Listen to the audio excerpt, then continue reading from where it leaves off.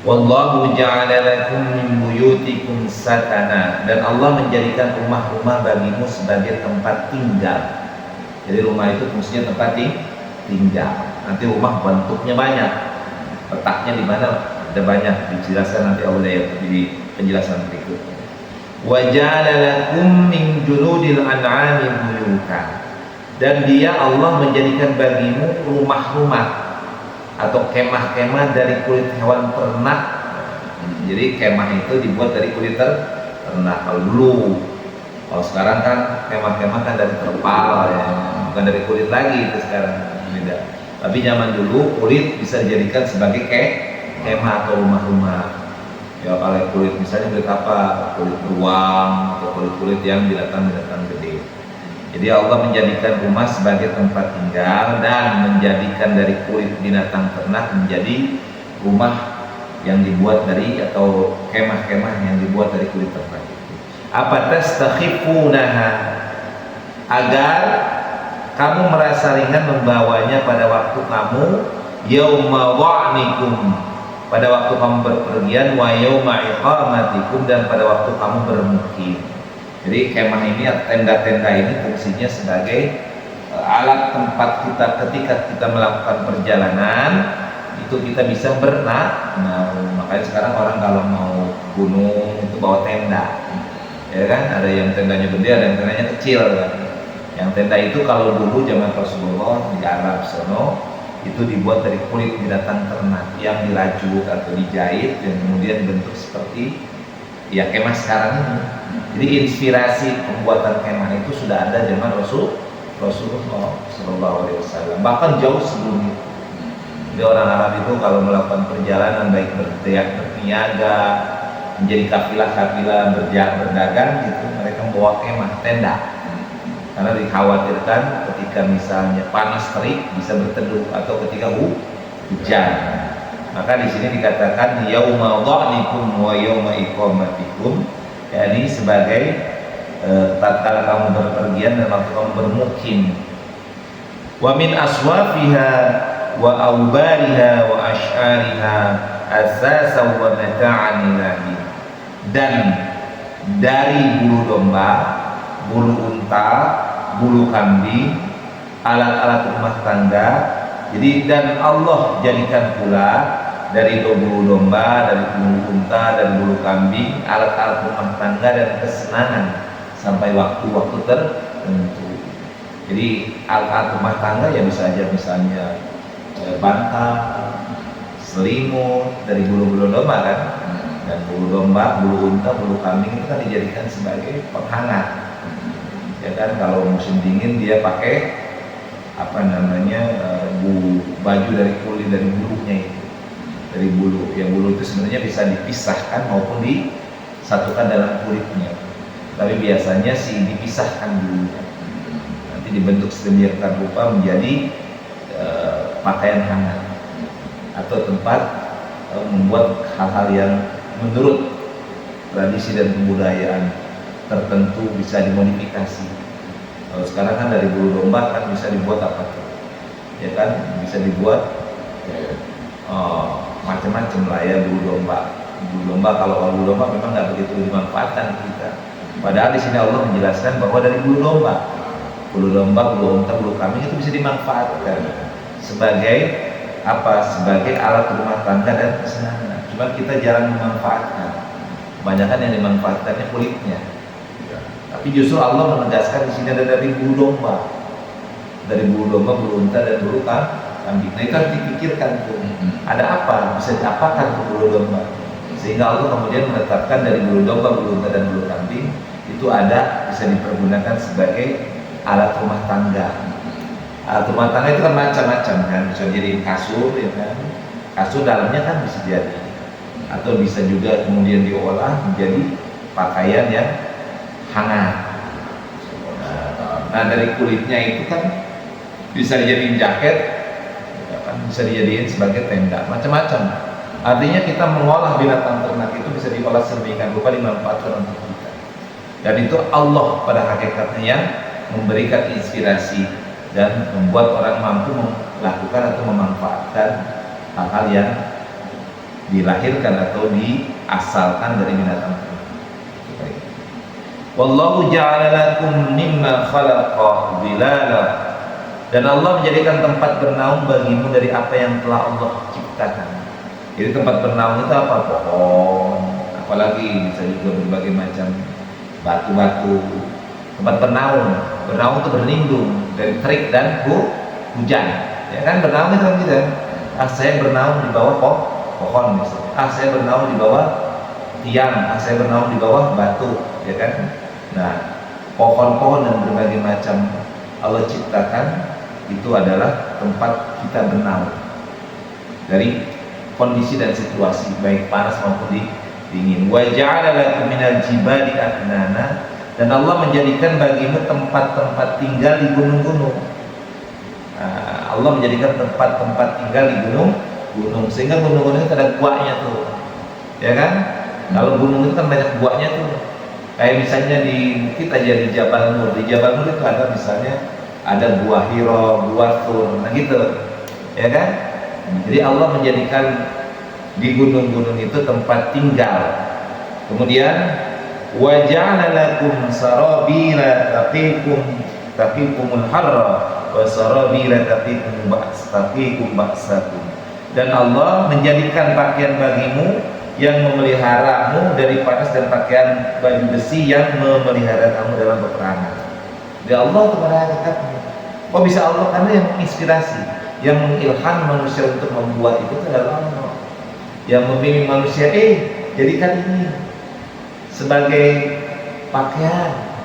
Sarabila taqikum, yang pakaian ini bisa melindungi kamu dari panas.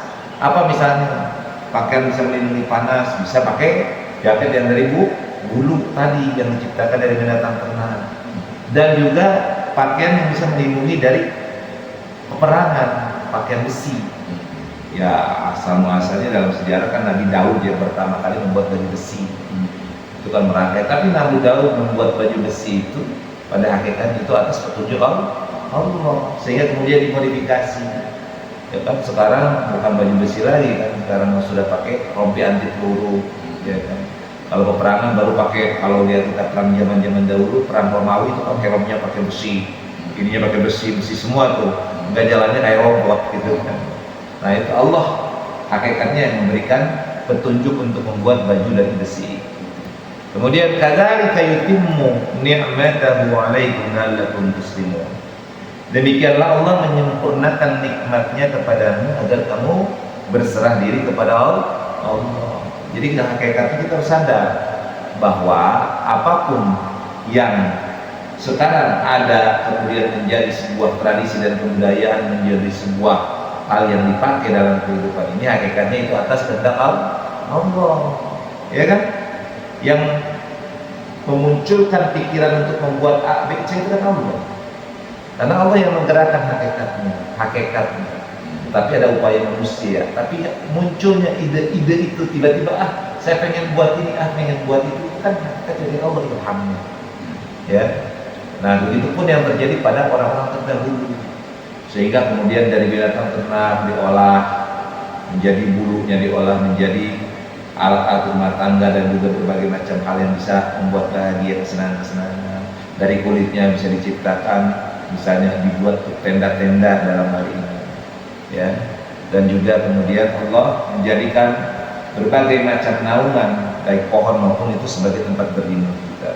Fa in tawallau fa inna ma 'alaikal balagul mubin. Maka jika mereka berpaling, kata Allah. Jadi jika mereka berpaling, wahai Muhammad SAW, maka ketahuilah kewajiban yang dibebankan kepadamu hanyalah menyampaikan amanat yang Allah telah amanahkan dengan terang. Jadi kalimatnya, tugasnya Nabi itu adalah memberikan peringatan, karena hakikatnya hidayah itu datangnya dari Allah Subhanahu wa Ta'ala. Jadi Nabi tidak bisa memberikan taufik dan hidayah kepada seseorang sehingga ia beriman. Gitu. Jadi Nabi itu hanya menyampaikan, kayak kita sama. Kita ini hanya menyampaikan. Yuk kita sholat itu kewajiban, tapi kemudian tidak diindahkan oleh orang. Ya udah, kewajiban kita sudah tertunaikan, dan hidayah itu adalah kewenangan Allah. Nabi sendiri tidak mampu memberikan taufik dan hidayah. Itu yang memberikan taufik dan hidayah siapa? Allah Subhanahu wa ta'ala. Jadi kalau mereka berpaling dari kita kasih nasihat, kita kasih pengajaran, mereka berpaling, nggak mau mengindahkan, nggak usah pikirin, udah cukup, yang penting saya sudah menyampaikan. Kamu ngikutin saya atau tidak ngikutin itu adalah hak kamu, dan itu hakikatnya adalah Allah Subhanahu wa ta'ala yang menetapkan. Kemudian ya'rifuna nikmatallahi tsumma yunkirunaha wa aktsaruhumul kafirun. Mereka mengetahui nikmat Allah, kemudian mereka mengingkarinya, dan kebanyakan mereka adalah orang-orang yang ingkar kepada Allah. Nah, gini lah orang tahu sih sebenarnya ini dari Allah, tapi ingkar gitu. Nah, ini sifat orang-orang yang kafir. Kemudian ayat yang 84, wa yauma nab'atsu min kulli ummatin syahidan, dan ingatlah pada hari ketika kami bangkitkan seorang saksi, yakni rasul dari setiap umat. Summa la yu'dzanu lil ladzina kafaru wa lahum yusta'tabun, kemudian tidak diizinkan kepada orang yang kafir untuk membela diri, dan tidak pula diperbolehkan mohon ampunan. Ini nanti para rasul itu sebagai saksi kita. Kita yang akan menjadi siapa saksinya? Nabi Muhammad. Ini umat saya ya Allah. Nah gitu. Dan nanti tidak diizinkan. Jadi seorang saksi, dan setiap umat itu akan ada saksinya, yaitu rasul-rasulnya. Dari mulai Nabi Adam sampai Nabi Muhammad nanti punya umat sendiri, dan mereka akan menjadi saksi atas dakwah yang sudah disampaikan, siapa yang beriman, siapa yang kafir. Kemudian mereka tidak diizinkan kepada orang-orang kafir untuk membela diri. Tidak ada lagi pembelaan karena sudah jelas kekafirannya, dan tidak pula dibolehkan mohon ampunan. Ingat, orang kafir nggak bisa.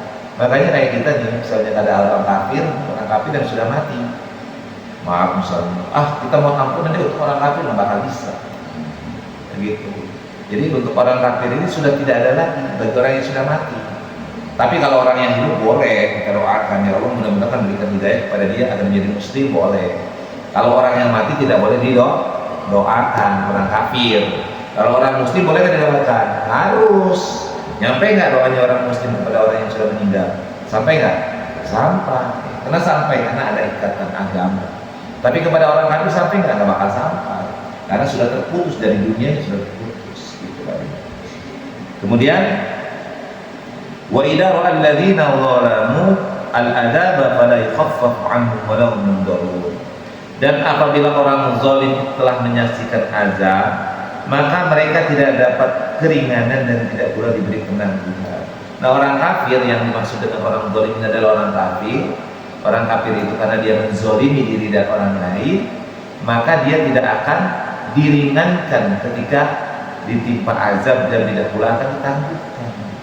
Jadi ketika mereka sudah dipastikan sebagai orang kafir oleh Allah Subhanahu wa ta'ala nanti di yaumul hisab, maka mereka ketika melihat azab itu tidak akan diringankan dan tidak akan ditangguhkan. Jadi ketika dia sudah jelas kekafirannya, karena Allah itu pasti menjelaskan dengan tidak terbantahkan, ya kan? Kayak di dunia ini kan masih bisa bohong kan ya, kalau di pengadilan bisa bohong, ya kan? Enggak saya. Jangan di pengadilan ada maling aja kan, ketangkep tangan masih bisa berbohong kan. Udah tahu dia maling, ketangkep tangan masih bilang, enggak, saya nggak ngambil barang, padahal barangnya di tangan dia. Kalau di dunia masih bisa berbohong, tapi kalau di akhirat nggak bakal bisa berbohong. Kenapa nggak berbohong? Karena semua akan menjadi saksi. Anggota badan kita menjadi saksi, apa yang ada di lingkungan kita menjadi saksi. Bahkan akan melihat rekaman langsung apa yang kita lakukan. Jadi kayak nonton. Padahal kayak nonton diri sendiri. Oh iya, dia nggak bakal bisa berbohong. Orang kita menonton diri sendiri, dan apa yang ditonton itu ditonton oleh malaikat, ditonton oleh saksi-saksi kita. Jadi gimana mau berbohong? Gitu. Kalau di dunia kan, mana buktinya? Ya kan? Saya nyulik, saya nyolong, mana buktinya? Kan ada buktinya. Sudah ada buktinya. Nah itu bahkan bukan itu, banyak alasannya ada di dunia. Tapi kalau di akhirat nanti tidak akan ada alasan. Kemudian wa idza ra'al ladzina asyraku syuraka'ahum qalu, dan apabila orang-orang yang bersekutuan Allah melihat sekutu-sekutu mereka berkata, Rabbana ulai syuraka'una, ya Tuhan kami, Mereka inilah sekutu kami yang dahulu kami sembah selain engkau. Lalu sekutu mereka menyatakan kepada mereka, kamu benar-benar pendusta. Jadi gini, orang yang menyembah selain Allah, nanti pada hari akhirat nanti, kiamat nanti, pada hari perhitungan akan datang kepada orang-orang yang menyembahnya. Misalnya gini, orang-orang Hindu Buddha nyembah patung, nyembah dewa. Nah nanti pada hari hisab itu mereka itu akan datang. Nah kemudian orang-orang yang nyembah akan berkata, ya Allah, itu tuh yang kami sembah di dunia dulu. Maka kemudian yang disembah itu justru mengingkari, mengatakan, bohong, kamu menyembah-nyembah saya tidak pernah disembah oleh kamu kok, ngapain kamu nyembah-nyembah saya? Jadi sesuatu atau benda atau makhluk-makhluk yang disembah selain Allah, mereka akan mengingkari penyembahannya. Maaf, misalnya agama Nasrani, agama Yahudi yang nyembah selain Allah, atau agama Hindu Buddha atau agama lain sebagainya yang menyembah selain Allah, maka mereka yang disembah itu pada hari kiamat akan datang dan mereka mengingkari penyembahan yang dilakukan oleh orang-orang musyrik. Kemudian fa'alqau ilaihimul qaula innakum lakadzibun. Maka apa yang disembah itu, atau lalu sekutu mereka menyatakan kepada mereka, kamu benar-benar pendusta. Ayat terakhir 87, wa alqau ilallah yauma idzinis salam wa dhalla anhum ma kanu yaftarun. Dan pada hari itu mereka menyatakan tunduk kepada Allah dan lenyaplah segala yang mereka adakan. Jadi apa yang disembah itu semua, saya ini makhluk Allah, saya nggak mungkin ingin disembah atau ingin disembah oleh manusia. Engkau sendiri yang mengada-ngadakan. Maka pada hari kiamat itu, pada hari ditegakkan hisab itu, pada hari dibangkitkan semua manusia, kemudian diperhitungkan amal-amalnya, semua tunduk patuh di hadapan Allah Subhanahu wa Ta'ala. Jadi kesimpulannya yang pertama, bahwa Allah menciptakan segala sesuatu dalam kehidupan ini hakikatnya manfaat untuk manusia. Manusia harus cerdas, berinovasi. Allah menciptakan berbagai macam makhluk, dalam hal ini Allah ciptakan tempat tinggal, Allah ciptakan binatang ternak, itu hakikatnya dimanfaatkan untuk manusia agar manusia mampu bersyukur kepada Allah Subhanahu wa Ta'ala. Maka ingatkan kepada manusia agar selalu bersyukur. Maka kalau seandainya mereka diingatkan tidak mau kembali kepada Allah, tidak mau beribadah kepada Allah, tidak mau menyembah Allah, tidak mau bersyukur kepada Allah, maka cukup bagi kita. Karena kita sudah menyampaikan, biarkanlah Allah yang memberikan atau menetapkannya. Kemudian bahwa manusia itu akan dibangkitkan pada hari kiamat dan dimintai pertanggungjawaban. Maka semua tidak akan ada yang meleset sedikit pun. Bagi orang yang zalim, maka dia akan diberikan siksa sesuai dengan kezaliman dan kekafirannya. Dan semuanya tidak akan mampu lari daripada ketetapan Allah. Berbuat amal yang baik akan dibalas kebaikan, berbuat amal yang buruk maka akan dibalas keburukan.